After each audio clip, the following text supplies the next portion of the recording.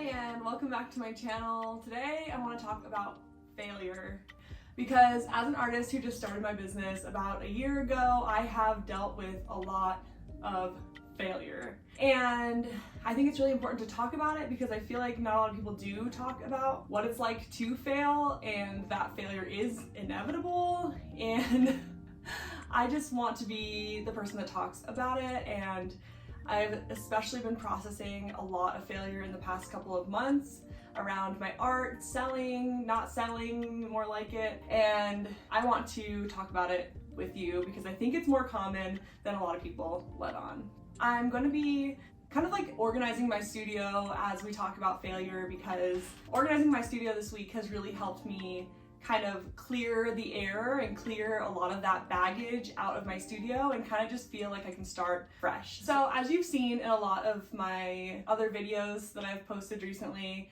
I've talked about what it's like to deal with the failure of not being a full-time artist yet. You can check out that video in the link below. But I walk through why I'm not a full-time artist yet. I'm still to this day not a full-time artist, and that's been hard to deal with, just kind of realizing, oh, it's harder to become a full-time artist than I thought.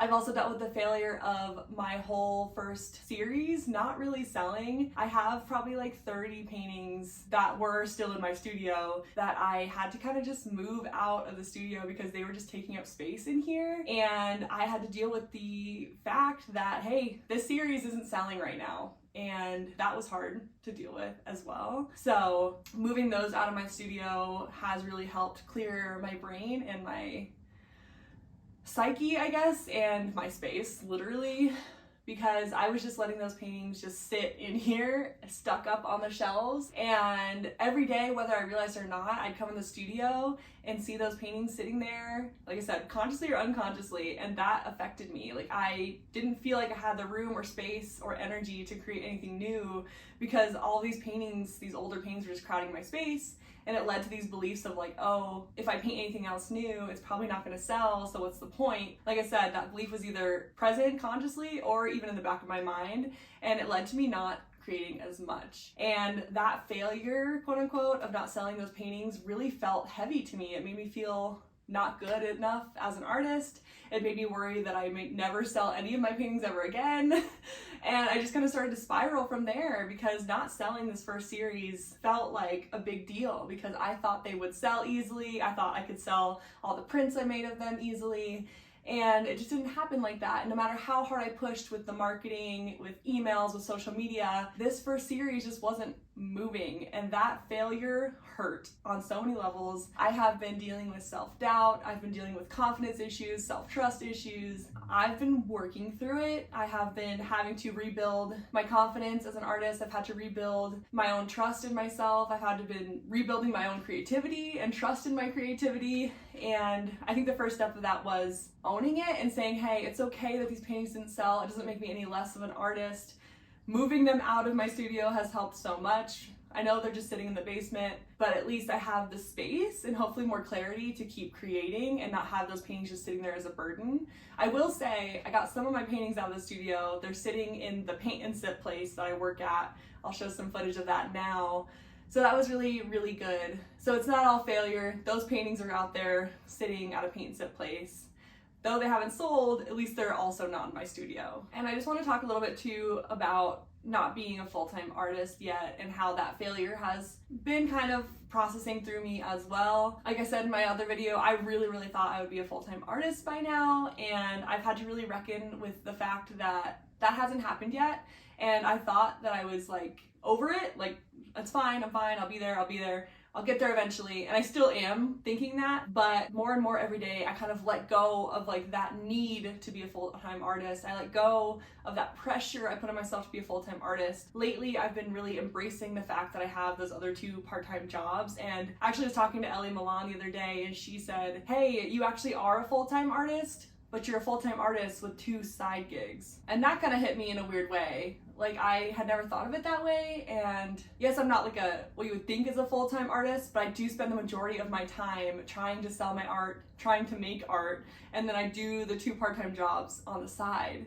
So coming to that realization has helped me a lot and kind of has shifted the burden of feeling like a failure to, hey, I'm not a failure, I'm just still working towards my goal.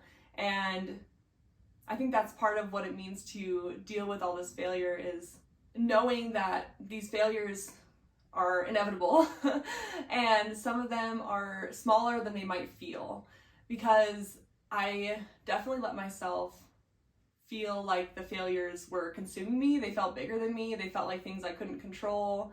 I did feel powerless to the fact that I couldn't make people buy my art. I couldn't sell these paintings that mean so much to me. But these failures are much smaller than I was making them out to be. I'm actually doing so much better than I give myself credit for. Like, I am making money, I am selling some paintings here and there. Yes, I didn't sell my entire first series. I even didn't sell the majority of this first series, but I have sold some paintings. I've sold a print for my website. I'm talking one print for my website, and I've sold one original painting from my website as well. And you know who you are, so thank you for that. And having sold anything from my website at all is a success.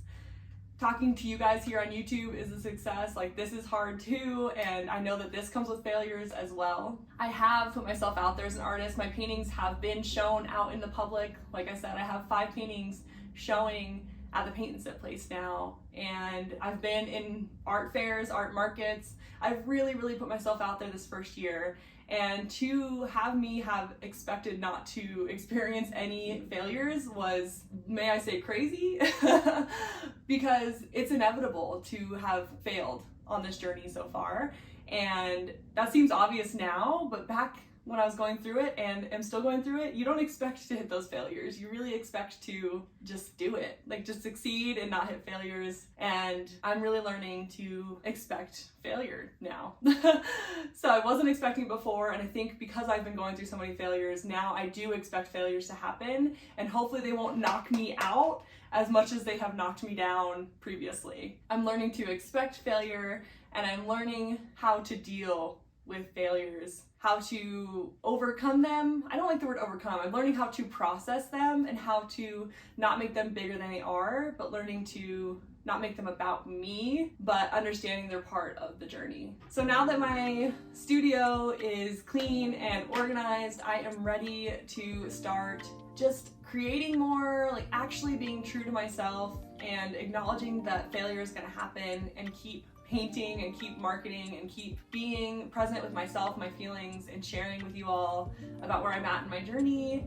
And hopefully I can more easily get past my failures as they come in the future. And I hope that you can take something from that, and when you start to experience your own failures, because you probably will, especially trying to become an artist, because this shit is hard, and you have to reckon with your own emotions and failures as an artist, or else you won't be able to create art that's meaningful for you and for the people you're trying to share it with. So I hope you learned something from my journey and my rambling reflections on failure. And if you haven't already, please like this video and subscribe to my channel if you like following along with my art journey. I also have an Instagram linked down below, but to be honest, I haven't really been posting on it as much because that's been another thing I'm dealing with, and it's been kind of affecting my mental health, so I may make a video about that in the future.